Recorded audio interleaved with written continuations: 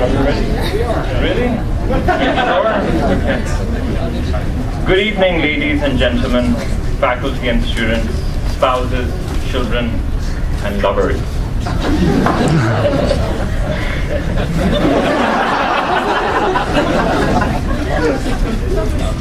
Welcome to the 2010 Faculty Skit. Tonight we have the pleasure of opening up one of the most sacred gatherings of economists, a rare glimpse of its inner workings.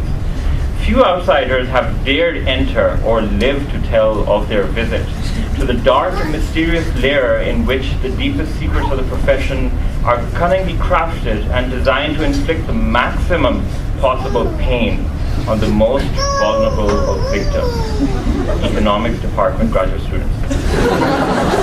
Yes, I am about to invite you to come experience the previously impenetrable in room 315 of BU Economics Department faculty meeting.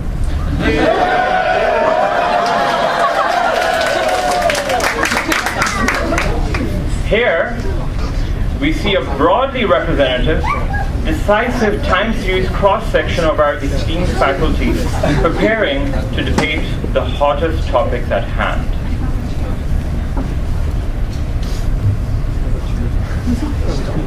Okay, guys. It's time to get this faculty meeting started. We have 5 items on our agenda. The first item is space. The graduate students, they're up in arms about not having enough space. It seems that compared to 5 years ago, there are 50% more students in our program, and there's just not enough space for them to do their, what do they call it, studying? Collaborating, and having parties. Many of them have been seen outside studying, and we don't want to encourage them to go outside. I understand there are 2 alternative proposals. Without trying to prejudice your thoughts, I'll call one group the rationalists and the other the irrationalists.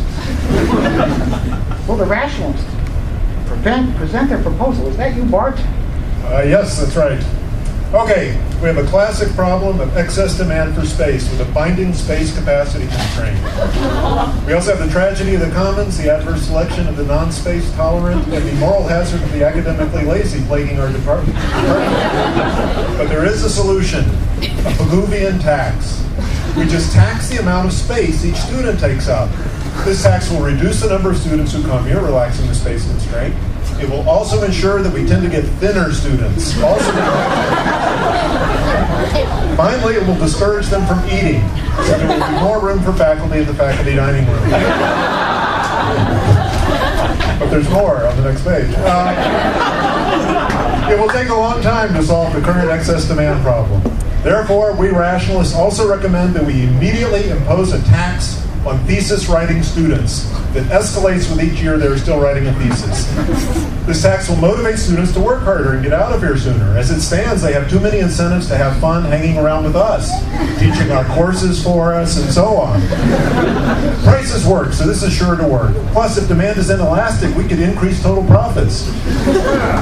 Okay. So now it's time for the irrationalist professor. That would be Randy. All right. Propose what to do about this. In this case, prices won't work. We're already making our students work as hard as they possibly can. Prices won't incent them to work any harder, and it will sort them instead by their ability to pay instead of performance. Instead, we need a competitive race that will better ensure that only the fittest survive and continue on in our program. We irrationalists propose that we raise the critical grade point threshold that keeps you allowed to continue in the program. Now, currently, as you all know, we require an average for pi of PhD students and the rather boring average of 2.7 for the master's students. And notice that our PhD students are much more incented by asking for pi than asking for 3.14. And in contrast, our grade point threshold for the master's student is much too obvious and easy to understand. What we need is more ambiguity, and I propose that the department raise the minimum threshold for our PhD students from pi to the square root of 10. That the important purpose of improving our standard, and you wouldn't realize it, but 40% of our students are all clustered between pi and the square root of 10. And, so we have this option. Now, also, we want to incent the master students, and they need to have improved. So we'd like to raise their standard from 2.7 to E, the natural base. And again, we'll find a number of students who are motivated to work hard. And this will serve the purpose of making all of our graduating students predictably irrational. Okay. Any discussion or debate on these two proposals? Well, that's typical for a faculty meeting. There's no debate. In favor of the rational option, raise your hand and say yes. Yes. One. Okay. All in favor of being completely irrational, raise your hand and make a silly noise.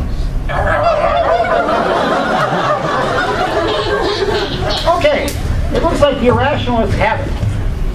From now on, the new PhD grade threshold will be the square root of 10, and the new MA grade threshold will be E, the base of the natural logarithm. Now, the dean has asked me to announce that all members of the BU faculty are invited to participate in a freestyle figure drawing competition. That's before they go on Dancing with the Stars. It'll be held next Thursday.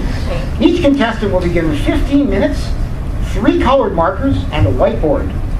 Since the dean knows that we economists love to volunteer for things and love a good competition, she's asked me to restrict the economics department to submitting just one entrant. So yesterday I sent around an email that every faculty member read and asked for entrants who wanted to enter this preliminary competition. 36 faculty entered the competition. I didn't even know we had 36 faculty. I randomly selected 3 of them to participate in this runoff competition. Would the 3 contestants please step forward and take their positions by the board? To see how you respond to challengers, I will give you each 1 color marker, 1 minute, a minute to win it, and a reduced size drawing space. When I say go, I didn't say go yet, you'll have 1 minute to draw your most convincing freestyle figure. It can be an elegant proof, a conjecture, an important law, or any damn thing you want. Professor number 1. No? Oh, okay. Go ahead.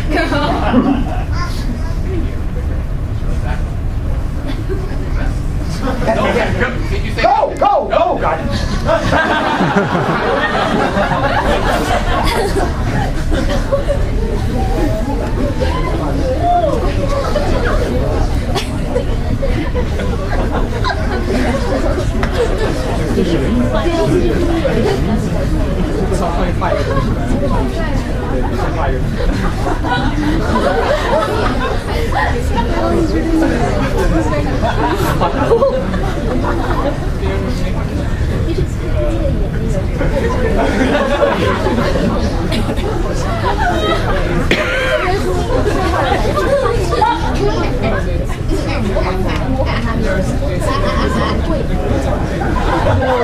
Students of Jackson Pollock in the department. Okay, time is up. Very good. Now, since we're a democracy in this department, stop. I want the full audience to vote on the best representative on the freestyle drawing figure. All those in favor of this one.